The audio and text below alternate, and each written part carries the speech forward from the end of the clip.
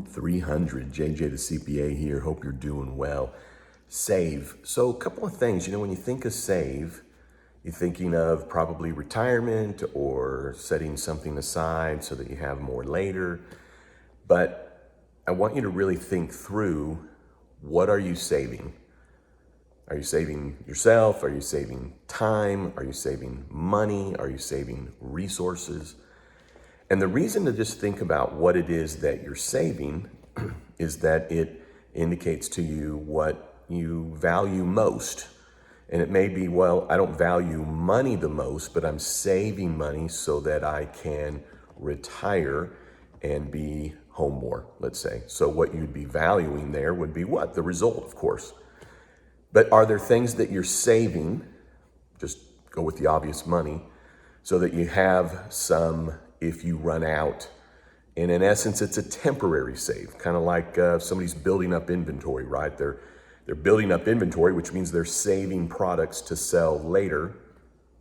So if you just break out your saving, and you can go with retirement, you can go with money, you could go with time, resources, assets, really whatever it is that kind of computes with you on saving. But break it into two categories. What am I saving? And is it for if I run out, I have some of it later?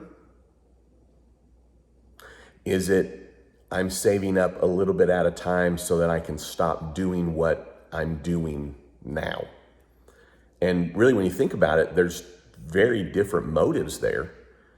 And part of the reason to think that through is that when you hit something like a crisis that we're in now, if you're saving and saving to have some if you run out, well, it makes sense to be using that up. But if you're saving and saving and saving something so that you can stop doing what it is that you're doing, then you don't want to touch that even in a crisis. You need to find every other solution, period, the end, no choice, period, the end, no excuses, no reasons. You do not disrupt what it is that you're saving so that you can stop doing what it is that you're doing. It doesn't mean that you don't love what you're doing. But there's two kinds of savings, right? There's emergency savings, there's retirement savings. There's all kinds of different things that may apply to you, but I think if you break it into two categories, then you'll know best what to use when the time comes, if it comes, and you'll be able to maybe appropriately apply your motivation to each kind of savings versus all savings having the same motivation. Because short-term ones typically, it's maybe more fun or it's easier because you're like, well, I can use it if I need to. The long-term one is not as fun, so typically. So from that standpoint, if you're just lining up your motivation with the type of saving, then you're able to keep an eye on it versus putting all savings in one category. All right, hey, thanks for tuning in. Hey, if you haven't subscribed, I'd love it if you would. And Group 300, this is for a group of us, small business owners, and this is just thoughts for the day or a word for the day or maybe some motivation because us fellow small business owners, we don't have a boardroom. We don't really have,